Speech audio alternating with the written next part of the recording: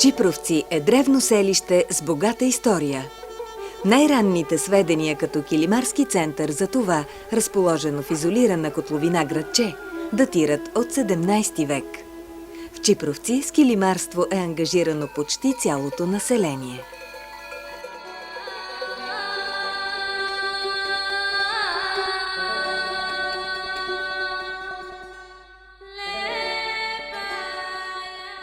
С тъкане се занимават главно жени, а мъжете са ангажирани с добиването, подготовката и оцветяването на преждата. Тук е съхранена старинната форма на стан – вертикален. Тъче се ръчно. Чипровските килими са гладки, двулицеви постелъчни тъкани. В чипровския килим устойчиво присъстват определени орнаменти и композиции.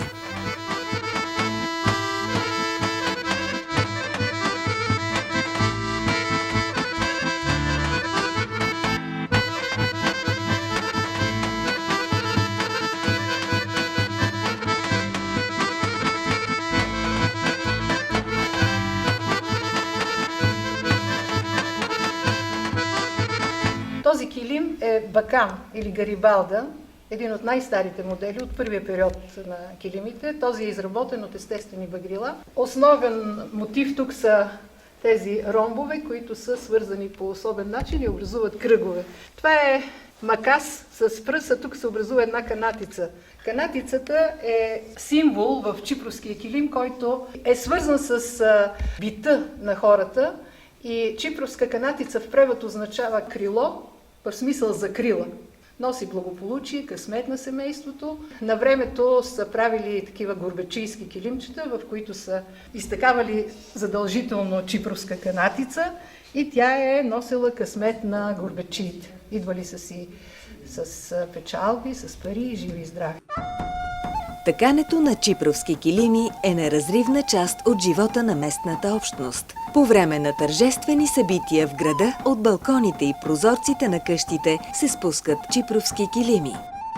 По време на честването на празника на града 6 септември, в местността Гушовски манастир в Балкана над Чипровци се издигат специални скелета, върху които се поставят килими. Ще ви кажа какво представлява чипровката. Тя още в отровата на майката е родена килимарка. Преди години във всяка къща имаше по 3-4 килимарки, като започнем от баба, от майка, дъщеря, снаха.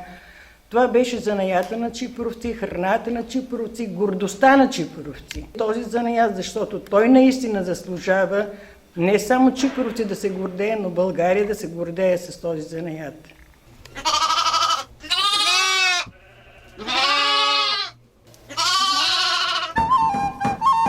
В миналото изпридането на вълната е извършвано от жени, а днес преобладава механизираното предене.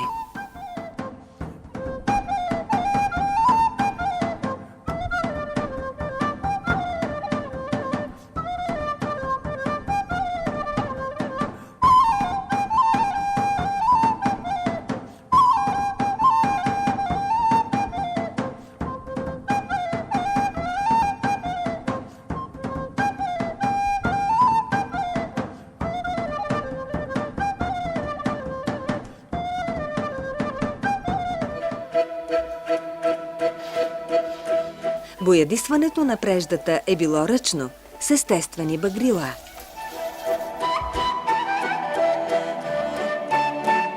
Преждите обагрени с естествени материали са по-добри за втакаване в килима, за това, защото цветовете тук са по-пастелни, по-убити и лесно си пасват един с друг.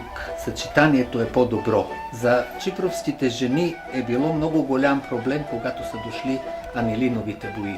Ярки, интензивно обагрени и трудно се съчетават в килима. Става.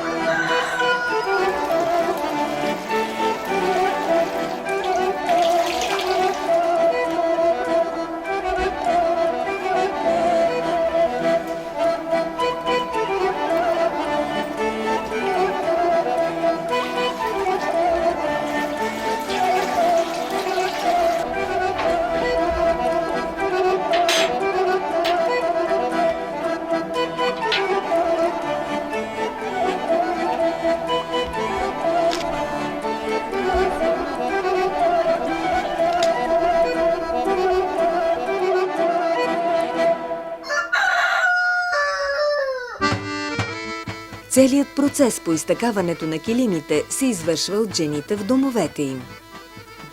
Често жените се събират по няколко в един дом, за да тъкат заедно килим. Така се и учат една от друга.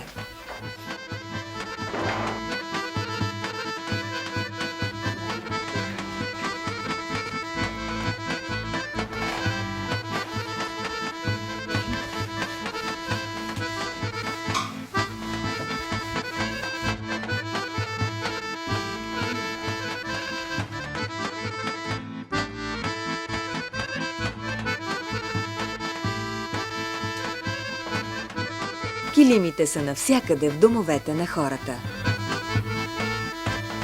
Тъкането на килим е свързано с вярвания, словесни формули и обредни практики.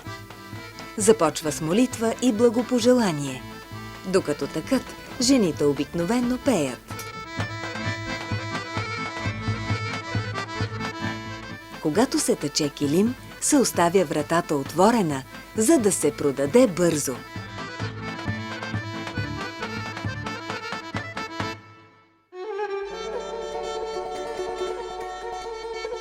При завършване на килима, изрязаните остатъци от основата се тъпкат и носят извън къщата, за да се оженят по-бързо младите килимарки.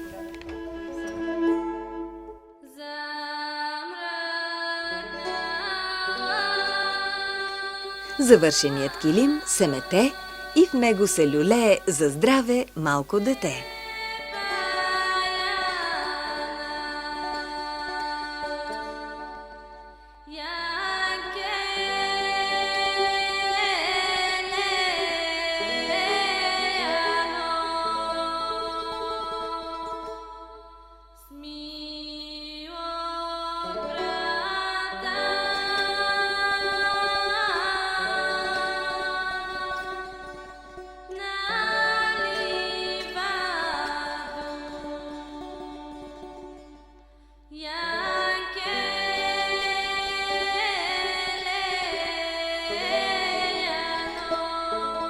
Младите чипровчани се учат да тъкат от своите майки и баби.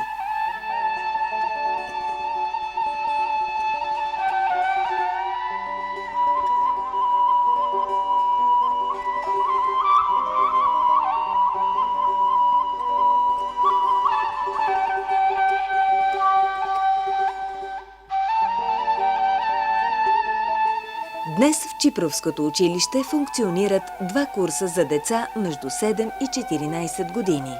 Единият е по тъкане, ръководен от изтъкнатата тъкачка Юлка Игнатова. А от какво е направена канатицата? От тия От триъгълници. Кое е кръстното?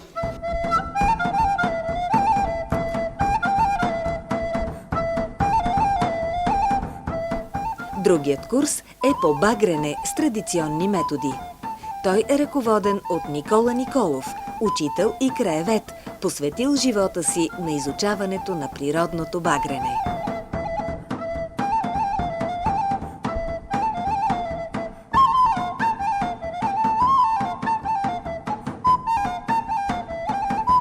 В читалището функционира курс по килимарство за 14-18 годишни с ръководител Димитрина Игнатова, известна тъкачка. Музеят в Чипровци поддържа специална експозиция, посветена на чипровския килим.